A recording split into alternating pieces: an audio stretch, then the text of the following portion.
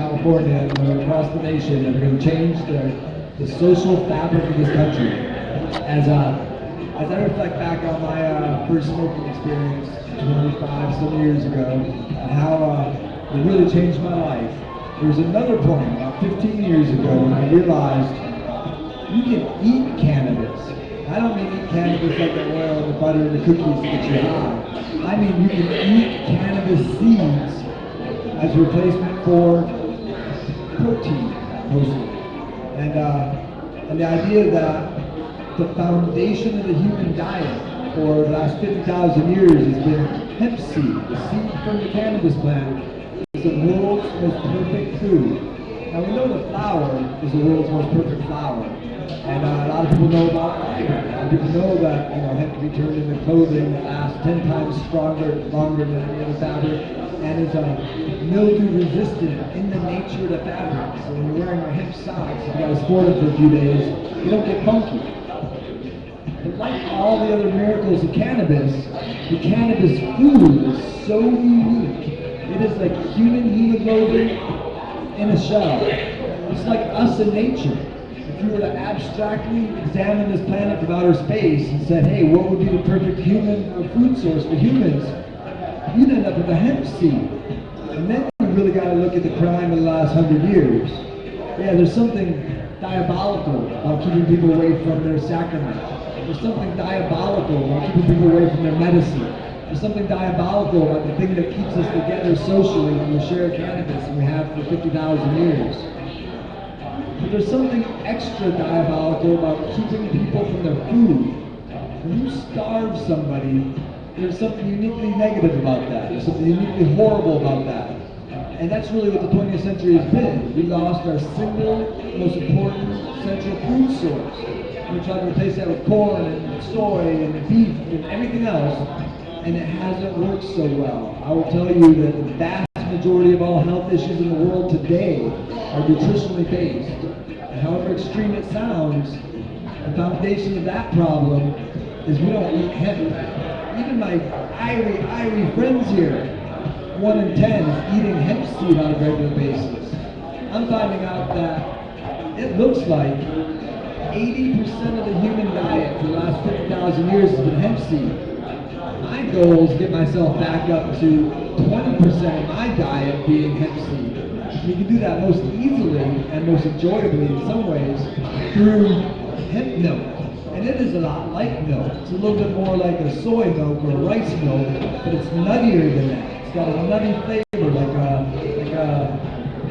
a peanut, but it's better than that. And in it are essential fatty acids, 3, 6, and 9, which are the building blocks of the human brain, the nervous system. Every cell in the body requires the essential fatty acids, 3, 6, and 9. And the key is to get them all in the right balance. The key is to have a double ratio of 3 to 6. And there's only one food source in the world that comes naturally that way. I've got Dr. Udo. He's the top expert in the world in essential fatty acids. At the end of a lecture in Santa Cruz years ago, I got him to admit that the reason he had to blend 7 oils, he makes a product called Udo's Blend. He blends 7 different oils together to create the perfect human oil. At the end of his big lecture with a bunch of doctors and nutritionists, I got him to admit that the reason he blended 7 oils together was because he couldn't find a reliable source of hemp oil in the world. And basically what he was creating, blending corn, soy, and peanut, and all these different oils together, was the hemp seed oil. And Buddha, Gautama Buddha, in the teachings about Buddha, it says he lived for 6 years on hemp seed alone. And I think that was a historical fact. And I think it's a lesson in the teaching as well, to remind people, generations and generations to come, that if it comes right down to it, you can survive on hemp seed alone for years. And as has historically happened many times in our history, we find out that at the end of these years, you're generally healthier than the people around you who come to rescue you, who are eating corn and beef and all these other foods, all these other complex mix of foods. Don't leave you as healthy as when you're stuck out in the woods and the only thing growing is a hemp seed, and so you're eating the hemp seed alone, you end up with a more balanced human system, and the brain and the body work better. And that is a stunning reality. And that's why I'm working so hard to get at least 20% of my diet back in the hemp seed. And a very nice way of doing it is you take your drinks, you take your chai, you take your tea, you take your coffee, and you add hemp milk to it. You also use it as a base for your smoothies. You also use it as a base for your cooking. So you end up with you can take, many people are dairy lactose intolerant, and you don't have to worry about that hemp seed. It's not lactose, it's just called milk because it's creamy like milk. And/or you can use the hemp seed in its raw state, ground up and mixed into a patty to make hemp seed burgers. I used to work with a hemp shack 15 years ago out in the Inland Empire. We would have hemp burger barbecues every Sunday. We could grill up burgers, and there were people who showed up, started eating the burger, got through it before they realized, oh, you mean the burgers, hemp seed as well? Burgers made from weed? They're like, yes, burgers made from weed and healthier for you than if it were the highest grade filet mignon or buffalo or anything else that is a protein source. It's still a second to what the hemp seed does for the human body. I just cannot emphasize that enough. That will be, you think herbs changed your life?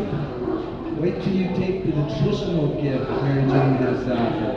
Wait till you start eating at Mary Jane's table and you'll find out that she's not just a good way to wake up, a good way to elevate yourself through the day. It is a way to dig your roots deep. It is a way to feed your soul, feed your cells. The hemp seed. It is a blessing.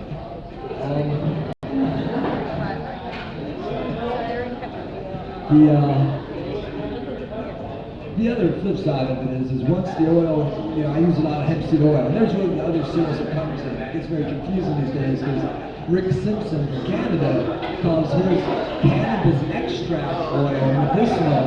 He calls it hemp oil. So now, just as things have always been a little fuzzy there, it got a little bit more fuzzy because a Canadian without much background started pegging his cannabis extract as hemp oil. So there's a distinct difference between those type of oils, oils everybody's dabbing, that's an extract from the flower, there's a lot of THC in it. And a hemp oil is an oil from the seed that comes out like a olive oil, like a peanut oil. And it is what has the essential fatty acids that feed the body, feed the brain, and allow us to enjoy our high that much more. When oil goes bad, I end up using this fuel because it also will run the diesel engine. So you got biofuel coming from hemp oil, and I won't use fresh oil. As soon as it goes a little bad, as soon as it doesn't smell edible anymore, boom, in my car it goes, and I can save gas miles and control at a fraction of the impact on the planet. So we couldn't be more excited to be here sharing the information that's going to set the foundation for the 20th century. And I give thanks and praises to every one of you who comes out here and enjoys this. And I encourage you to share it. Share with your family, share with your friends, let your community know. Let your politicians know that we know hemp is going to save the planet and the future is here. 2014 is going to be a pioneering year for legislation around the world. And couldn't be more honored to be part of that, as I hope you are as well. Give thanks and praises every time.